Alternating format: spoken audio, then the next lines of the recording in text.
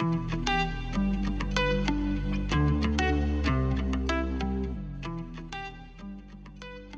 this series of conversations, we'll be discussing global food sustainability with guests who bring a deep understanding of the environmental and cultural challenges facing our society and creative ideas on how to address them.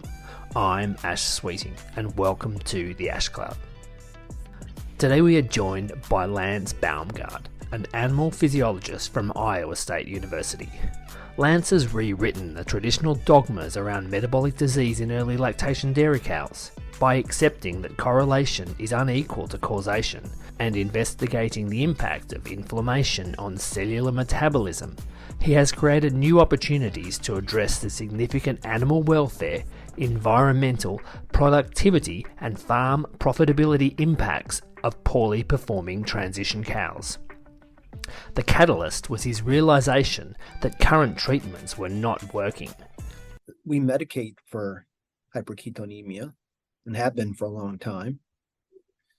And in doing so, the thought process is that this will reduce future health problems. But according to essentially all the NOMS reports, cow health is not getting better. So when I was talking to them, I was a firm believer in the dogma that high NEFAs and hyperketonemia was bad, that they cause problems. And I'm like, hold on here. Here we have one of the largest producing milk per cow states in the union, and they don't have a ketosis problem. This is crazy. How can this be, right? That was the early 2000s. And that, I guess, got me thinking, how could this be true? If we all believe that high NEFAs and high ketones are causing health problems, they're immunosuppressive, then Arizona cows should be a train wreck. And, they're not. An understanding of all the energy demands is crucial. So now the animal has this huge energy need for the immune response, to mount an immune response. At the same time as it's choosing not to eat, right? Yep. And then the third pillar of this stool, of course, is in early lactation. The mammary gland has got the pedal to the metal.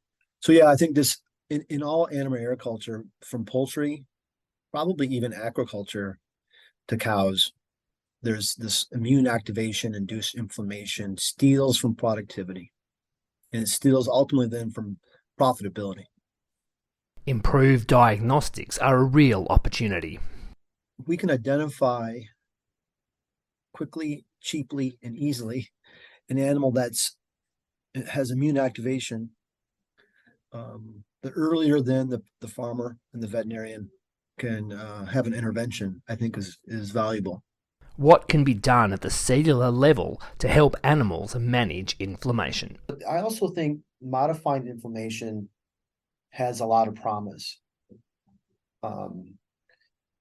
There's a lot of room there, I think, for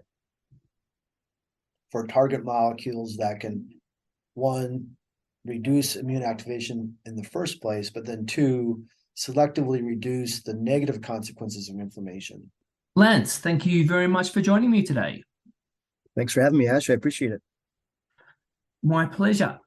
When I heard you present at the Cornell Dairy Nutrition Conference last year, you were looking at inflammation and the diagnostics around that in the health issues related to early lactation, and you were challenging the current dogmas that has existed in the dairy industry for a long time. Do you want to tell us a bit about what led you to questioning the current dogmas and how you went about what the approach you took to look at the root cause rather than just addressing the symptoms in that space? Yeah, well, it's actually been quite a long journey. When I finished graduate school in 2001, my first job was at the University of Arizona. And the dairy industry down there is very unique, very progressive.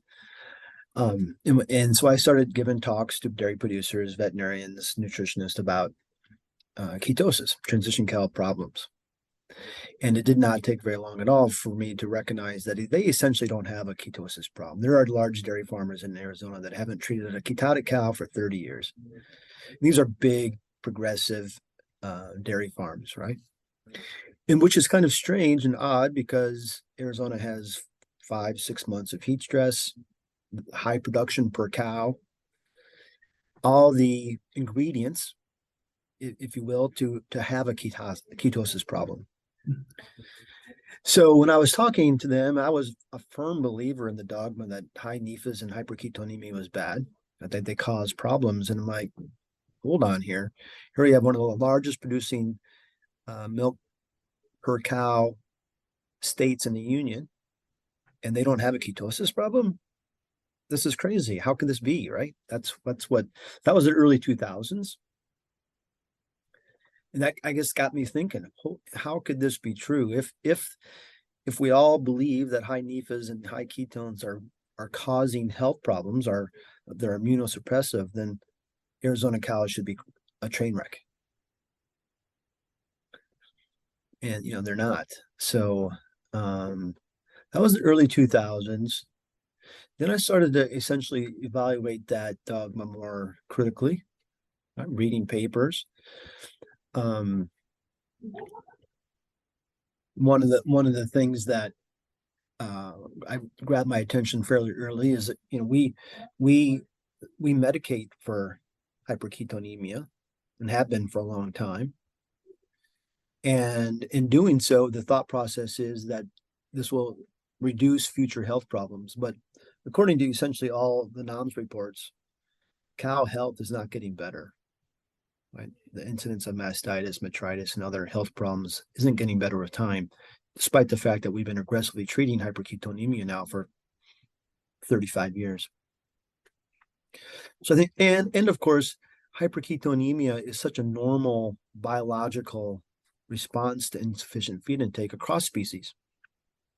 Animals have been ebbing and flowing out of hyperketonemia now for 1 million years. And here's another thing, Ash. Right? There are so many people in the world now that are on these a ketone diet or low carb, high protein diet, that there's so many people doing them that there are actually meta-analysis papers written about them. My point is, if hyperketonemia was going to be causing health problems, we would see it in our own population, right? The human population. And it just doesn't show up. So I think there's just, and I'm probably forgetting a few things, but there's just a number of reasons why we should be more critical of this idea that hyperketonemia is dangerous. I love the way you're looking at cross-species research because at the end of the day, we're all mammals. And whilst we have some very significant differences, we have many, many more similarities. Exactly, Ash. It's not even mammals. Even microorganisms will store excess energy as lipids and then mobilize them and create ketones in periods of nutrient insufficiency. My point of this is that it is an incredibly conserved biological response. And there's very few other disciplines that view hyperketonemia as being dangerous other than dairy science and dairy veterinary medicine. Now, I should back up. One of the reasons why I think we're all scared of hyperketonemia is because the pathology of type 1 diabetes. Right? If someone who's type 1 diabetic doesn't control their blood sugar properly, they can potentially die from hyperketonemia-induced acidosis and death. But that's pathology. That's different than normal biology. Yeah.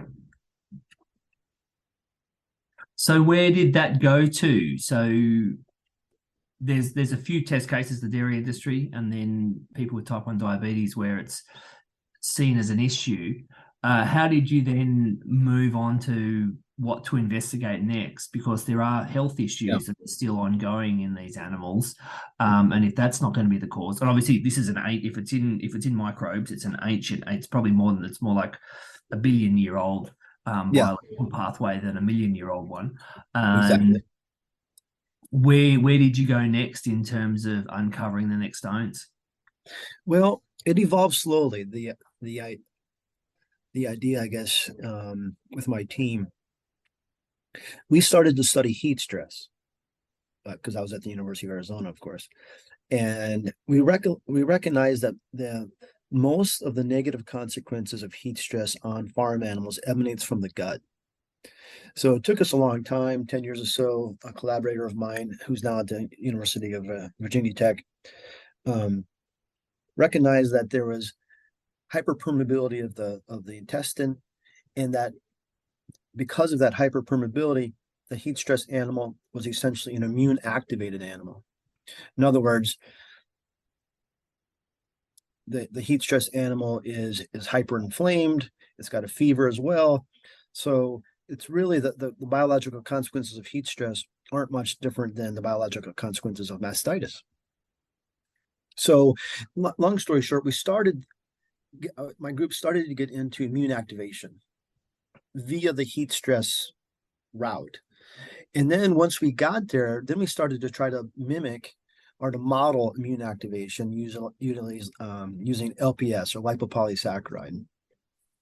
So now I'm doing this in pigs and in cattle, and causing them to be sick, and then looking at the metabolic and inflammatory and endocrine profiles of this immune activated animal, and recognize that there's a lot of similarities, too many for it to be a coincidence between just simply causing an animal to be sick in a poorly transitioning dairy cow.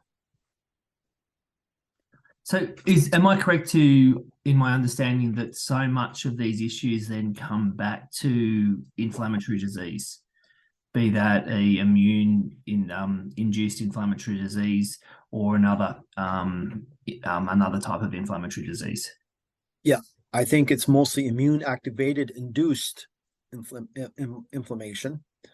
And so at the same time we were driving down this heat stress road and then moving into the immune activating models, a group in Italy, spearheaded by a guy named Professor Trevisi, was characterizing the fact that transition cows are inflamed.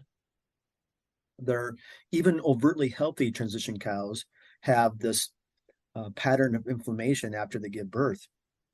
And it makes sense. Probably every female animal on the planet has an inflammatory response after they give birth, especially the mammals, because we know involution, which occurs, of course, in the uterus, requires inflammation.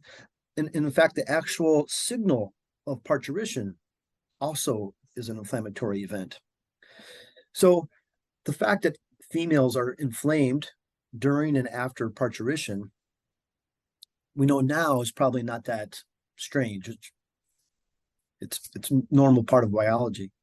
So anyway, the Italian group led by Murnio was going down this route of describing and characterizing perfectly how cows are inflamed after calving. And my group at the same time was looking at, okay, stemming from heat stress, but now we're looking at using healthy animals, but making them immune activated.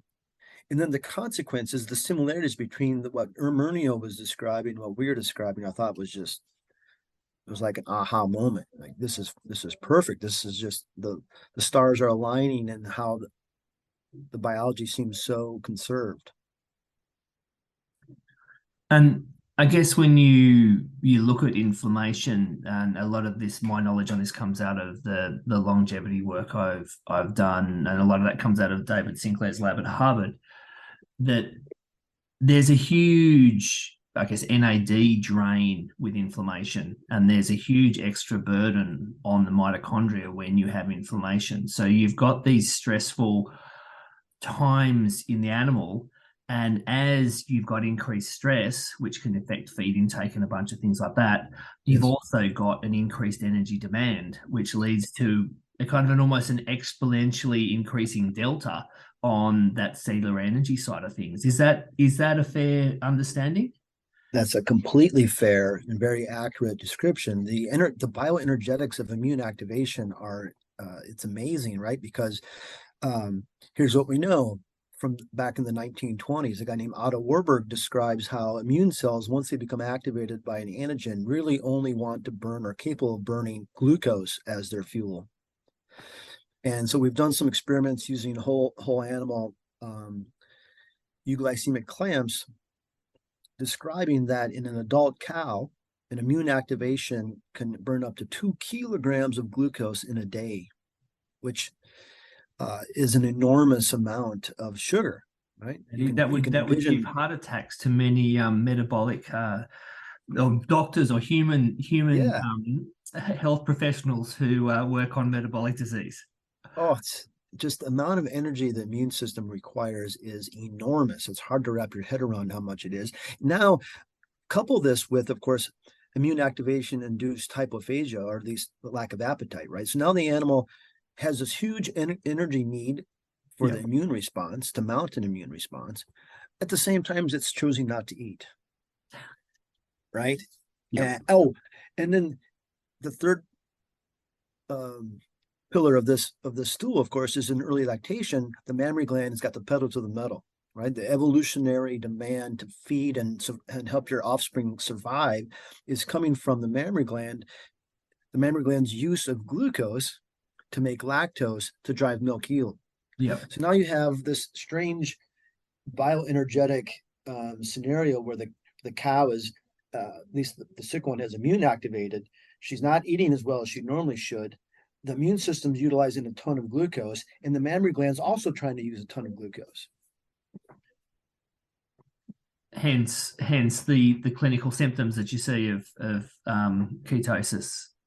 Exactly. And to make this even more confusing is, now that's the sick animal we just got done discussing. Now let's compare her to the very healthy, high-producing dairy cow. The very healthy, high-producing dairy cow also mobilizes adipose tissue, converts some of those fatty acids into ketones, and this is a very conserved response to insufficient nutrient intake to spare glucose for milk synthesis. So now we have two groups of animals: a healthy, high-producing animal that has high NEFAs and high ketones, and a sick animal that has high NEFAs and ketones. So from a blood perspective, they look the same. Yep. They look identical from an energy perspective, but they're obviously very different with regards to productivity and healthfulness. And also that comes back to the fact that one's got decreased energy because appetite's suppressed, and increased energy demand because of, we set up to 2 kilos of glucose to treat the inflammatory disease. Exactly. So, yeah, your original question, it was kind of neat because I hadn't really thought of it in a long time, but how we got from early 2000s, when I was on farm in Arizona, recognizing they did not have ketosis. They were still hyperketonemic, by the way. The cows in Arizona are hyperketonemic. They're just not treating because they're healthy transition cows. And then how it kind of dovetails in with heat stress, and then how we went into utilizing LPS. And at the same time, the Italian group was describing this perfectly. I thought it's interesting how it all comes together. That's a fascinating story. So thank you for sharing that. In terms of what can be, I have two questions, I guess, coming up next. In terms of how addressing the industry that their existing dogma isn't quite as robust as what everyone thought, and what the challenges were there, and then what technologies or solutions are available across the industry or needed across the industry to address this inflammation problem and inflammatory disease or problem. We can identify quickly, cheaply, and easily an animal has immune activation. The earlier then the farmer and the veterinarian can have an intervention, I think is valuable. Now, the two easy biomarkers of healthy animals is, of course, feed intake and milk yield. The healthier animal will have increased levels of both. But that measuring both is sometimes easier said than done. So yeah, if there was some technology that could assist in identifying an animal that is not eating properly or eating as well as it should or milking as well as it should, that could be the red flag for the producer to say, okay, I'm going to go investigate, or the veterinarian to give a physical examination of what's going wrong. Are there any biomarkers, blood biomarkers or saliva biomarkers or other biomarkers that you have identified in your research that could be? Yeah, so we spend a lot of time and efforts on acute phase proteins, primarily because this, even though it's not a classic cytokine, like when we think of inflammation like TNF alpha, IL-6, etc., but the variation in those cytokines is incredibly high. There's acute phase proteins like haptoglobin, serum amyloid A, LPS binding protein, and some negative acute phase proteins like albumin are pretty good markers of immune activation. And we utilize them in the lab. I'm not familiar with technology that gives, an easy biomarker for a producer on farm yet. But if you could have them in milk, right? So then you could get a readout twice a day or 3 times a day of what their inflammatory status looks like. I could see that being valuable. Here, one of the things, Ash, that's very interesting to me, and I think there's opportunity here in this space, is that when we do experiments at the Iowa State Dairy Farm, my students will recognize when a cow is starting to become sick based upon its feed intake 2-3 days before the cow presents with the disease.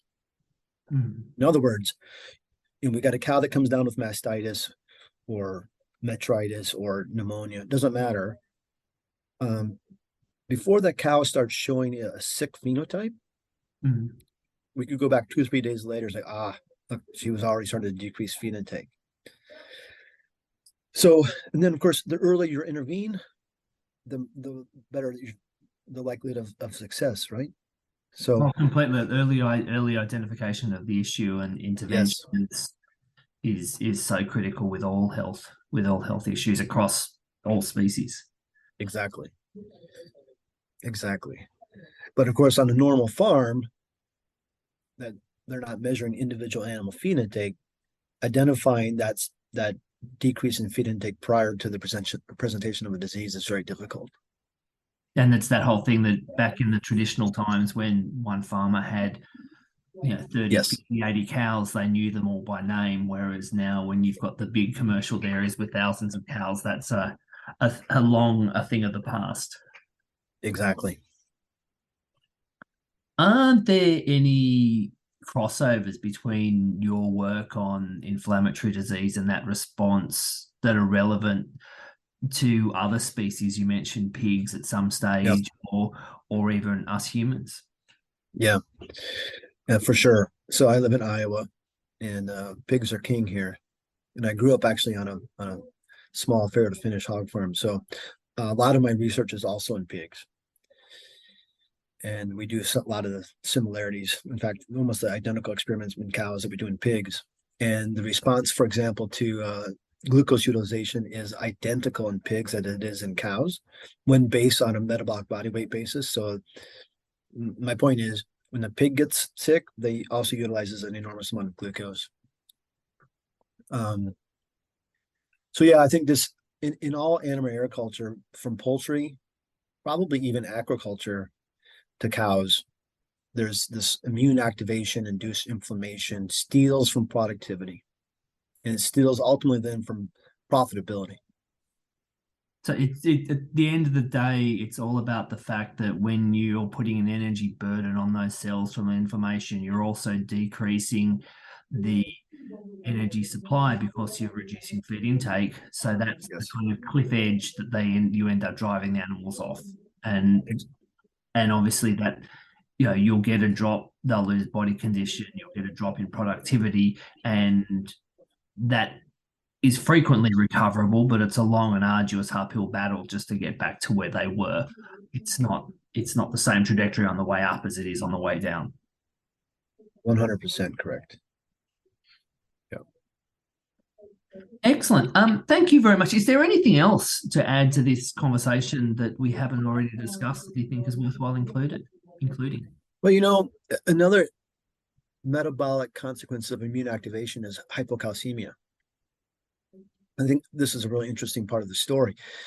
Back in the mid 1980s, medical doctors were recognizing that septic patients that died were more hypocalcemic than those that survived. So what does a good clinician do? Well, next time you got a septic patient, you give them calcium. Well, it turns out those people died quicker when given exogenous calcium. And if you're familiar with the dairy industry, we're oftentimes giving calcium boluses after calving, with the thought process there that subclinical hypocalcemia is pathological. In other words, it's causing problems. So again, going back to what we know that all transition cows have some level of immune activation induced inflammation. We also know that across species, immune activation causes hypocalcemia for a reason. In other words, when an animal gets sick, one of the primary ways that it clears endotoxin is via sequestering endotoxin into lipoproteins. Well, for physics reasons that I don't really understand, when calcium levels remain high, or when they remain normal, the sequestration of endotoxin into lipoproteins is prevented or at least minimized. So now all the endotoxin has to be removed from circulation via an immune response, typically a macrophage or neutrophil. And then you get this massive inflammation that stems from that. Well, so when the animal gets sick, they on purpose become hypocalcemic. Mm-hmm. And this allows then the endotoxin to be sequestered into a lipoprotein like VLDL or chylomicrons or LDL.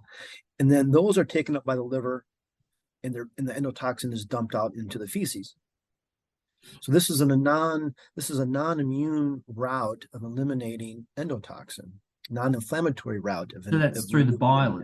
It's from the liver to the bile into the intestines. Exactly. So what we're doing is, this blanket calcium bolus to cows after calving, I'm not sure is a good strategy. Because that's handicapping their ability to take that. And that's going to be a much lower energetic route, because you're just wrapping them up in a lipoprotein and spitting them out, rather than having to, because the immune system is like an army that you've got to supply with logistics, resources, equipment, etc., and that's expensive from an energy 100%. So we've been working on that, and as it also turns out that if you retrospectively classify cows as being subclinical hypocalcemic versus not, the ones that become subclinically hypocalcemic are the ones that go on to produce a large quantity of milk during that lactation. So in other words, how could subclinical hypocalcemia be considered pathological if those cows go on to be higher milk producing cows than the ones that didn't become hypocalcemic? It doesn't make sense, right? So the calcium metabolism and how we manage that on farm, I think there'll be a lot of discoveries on that in the next 5 or 6 years. I'm not saying that, back up. So then we caused cows to be sick and gave them some oral calcium, and those cows seemed to do better. And then when we gave them an IV calcium, they did worse. So maybe there's an oral route that provides some benefit, because we know there's some secondary messaging that goes on with calcium absorption from the intestine that is bypassed with IV. But anyway, you had asked for additional stuff, and I think that's an area where this immune system interacts with metabolism and ultimately productivity, and then how we manage that on farm, I think is still we're still figuring it out.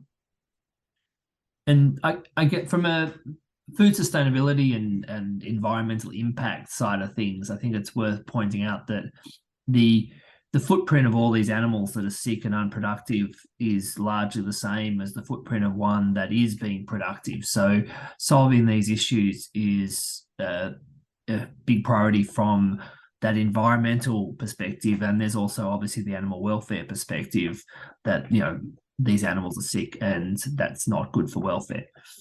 Absolutely. Absolutely. Right. A highly productive animal has a smaller environmental footprint, and the healthier the farm animals, the better, for multiple reasons. And in terms of investment, be that financial or other forms, research resources and those sorts of things, or in terms of innovation of new products, where would you like to see a greater focus or a greater investment targeted? Yeah. Well, it's a great question. I'm not necessarily an anti-inflammatory guy. I think our efforts should be placed at minimizing immune activation in the first place. And a lot of that's just maybe some husbandry and management issues. Mm-hmm. But one area that I think is ripe for the picking is inflammation that stems from the gut. Mm-hmm. And I think we can learn a lot from human medicine, their basic biology, at developing nutritional strategies that can minimize the inflammation that stems from the gut. And so I think that's be our primary goal, but I also think modifying inflammation has a lot of promise. There's a lot of room there, I think, for target molecules that can, one, reduce immune activation in the first place, but then two, selectively reduce the negative consequences of inflammation. Right? Everyone gets freaked out about inflammation, but remember, inflammation is a key component to a healthy immune response. Oh, it's about the balance yes. In that regard. Of course, whenever there is an immune response, inflammation is vital for yes. the animal to address that, or even a tissue repair. Yes. If you've got a graze or a scratch or something, you need that inflammation to be able to repair that damage. So it's a matter of managing it rather than trying to eliminate it. Exactly. Yep. Wonderful. Lance, thank you very, very much for your time. It's been an absolute pleasure speaking to you just now. Ash, the pleasure is all mine. I appreciate you having me on. You've been listening to The Ash Cloud with me, Ash Sweeting, in conversation with Lance Baumgard, recorded in California in March 2023.